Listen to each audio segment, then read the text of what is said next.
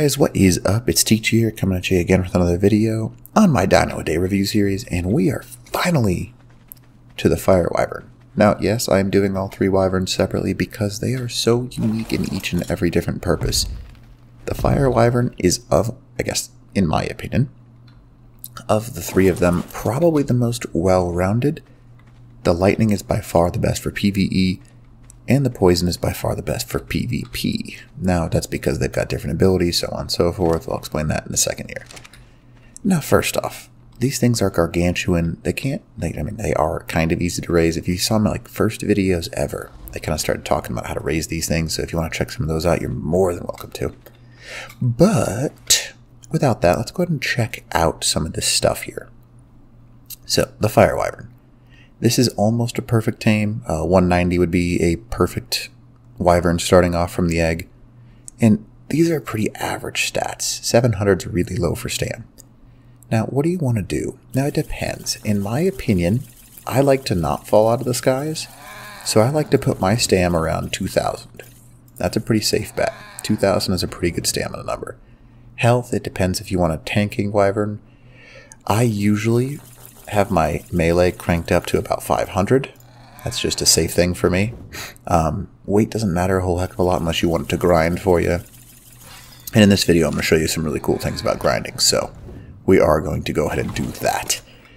So, the Wyvern. Now, on the ground, the Wyvern has three basic attacks. One, he's got his bite with your primary. Two, he's got his flame breath.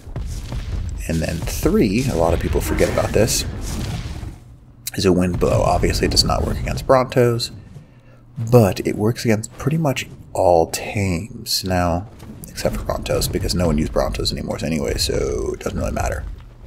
So let me show you. So if I run up to this guy, come here, and I use my secondary, he will get launched a little bit. Now, it's not very far. The larger the tame is, the less it actually moves them. But if you're near the edge of a cliff, you can easily just go whoosh and puff somebody off. Now, it used to be when this game first came out that thing would send you flying no matter where you were. But they kind of nerfed it since then. Now, as you can see, my stamina drain is very low while I'm in the air. That's why a lot of people prefer these guys to a lot of other tames. Because when it comes to stamina, these guys use almost nothing. Now, one more quick fact about the fire, why I like it the most. If you make a trap, now this is just to show you here, alpha fire wyverns can be quite dangerous to pretty much every single thing except for a fire wyvern. 45,000 base health basically means that these guys don't take fire damage. Because if the wyvern is of the same breed, if you want to call it that, it does not take damage. So any fire, no damage. Any lightning to lightning, no damage. Poison to poison, no damage. Now, poison will knock the rider off still, but you get the point. So, a couple quick facts about these guys. If you are a smaller to mid-sized tribe and you are trying to get yourself some meat and you don't have access to something like, let's say, a Giga, what you can do, pretty easily, is go ahead and kill a bunch of Titan boas and other things like that, because these guys actually collect a pretty good amount of meat. Now, not stellar, but it's like 4 stars out of 5, basically. Nothing terrible, I suppose you might say. Now, we're going to go ahead and continue here. As we go over this little mountain that you're seeing right now, this is the charred area of Ragnarok. Now, in the charred area, there's a couple of things that people usually forget about. Charcoal trees. Now, yes, everyone knows that the Wyvern has the ability to get thatch really well, actually. But a lot of people forget about the fact that it gathers charcoal.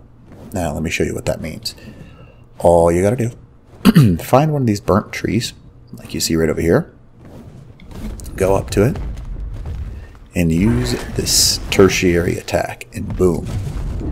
Every tree you go up to, this is 1 times, so you can obviously get a lot better than this. I'm getting between 50-ish, or I guess around 30 to 50-ish charcoal. Now, if you're on like a 3-time server, yeah, you can get an unlimited source of charcoal as long as you're willing to just run around and, do your little swingy thingy. Now, that's why I say it depends on the Wyvern, because if you want to level weight and melee, And you can get an absolute load of charcoal, which is quite nice. I should have named this dragon, or this wyvern, Charcoal, because he's got that really cool color to him. Now, as long as you're in this area, like you can see right here, you're just going to continue to go around and hit these trees. Now, all 3 dragon types can gather charcoal, so it does not matter which one you use, but they all 3 gather it, which is quite nice, obviously. So just to show you, he does have a picking animation. It is a very large field. It takes him a long way to kind of like wind up his pick, which just means he can pick stuff off the ground. And all you got to do is hit your tertiary attack, and he will pick them up in his claws. Now, he can pick up a stego. So this is a great early to mid, even late game tame. Typically, people replace these guys with griffins. It kind of depends on who you are.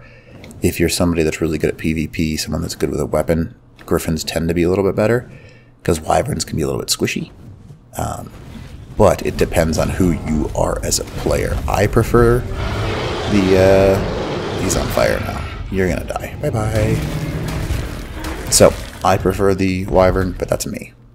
To each their own, I think is a good way to put it. Because they both, I've seen some people that are just incredible with wyverns. Especially some people who like the PvP version of this guy. This guy does the burn damage, but it's pretty heavily reduced and nerfed. It used to do a lot more, but not anymore. It kind of got ruined once people started overusing this wyvern. But lightning wyverns and stuff, it works really, really well. Now, just to show you how to use this guy in a PvP scenario, if you're chasing somebody or trying to do damage, third person can be quite hard to hit somebody because what you think is in front of you actually is not. If you switch to first person mode, it will aim and breathe fire where you want it to. And not just to show you that, just like that, it is very accurate, so that's why this guy can be quite good for PvP. Let's say I'm just going to do a strafing run on something. It's really hard to hit an Argentavis unless you're in first person mode, and then you can just kind of strafe over the top of it. Now, all of that being said, I love the wyvern. It's a great tame. I really would encourage you to try and use one because they are quite effective. And obviously, as you can see, quite useful in many different scenarios. So, anyways, hope that this little video helps you out. And other than that, oh, wait a minute. Should I show? Yeah, I should show you guys one cool thing. So, with the wyvern, I almost pieced out. Another really awesome thing that you can do is if you go to the middle of the map over here, these redwood trees, so these are like the mini redwood trees, a lot of people use the, what are they called? The reindeer, whatever they are, Megaloceros, I think is what they're technically called. They use them to get thatch. However, I much prefer using a wyvern. If you go to a redwood tree, and this is on 1x, keep that in mind, I'm getting about 150 thatch a tree, which really is not bad. I think it's almost equivalent to what the reindeer gets. It might be a little bit less, but it's also much more useful because if you're on a reindeer, unless you're covered by something, reindeer literally have no value in PvP. They have a little bit of a bleed effect, but that's about it. These guys do not. They are pretty self-sustaining. You don't need to worry about them. So if you just go up to redwood trees, you can just continue to gather this stuff. Now, another couple of quick facts for you. If you are in a cave, now let's say you don't have cryopods, if you want to go inside one of the boss caves, wyverns can go in there.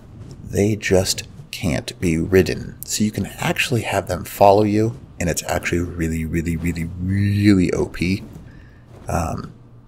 Especially if you're having difficulty getting past the spiders, all that, shenanigans, the Arthropleurus, stuff like that. So that's, one great way to do it.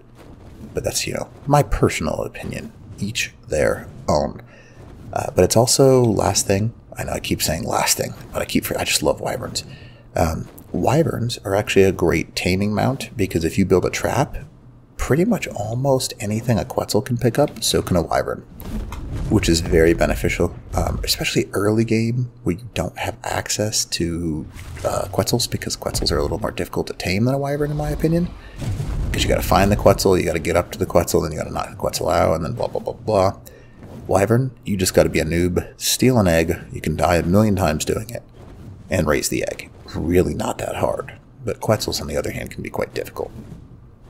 So that's my personal suggestion, that this guy is basically an early game, easy version of the Quetzal, because you can pick up just about anything a Quetzal can, kind of tops out at rhinos and mammoths, but still, pretty OP tames. So anyways, I hope you enjoyed this little video, and if you don't mind leaving a like and subscribe, that'd be awesome. Other than that, Teacher's Game 2,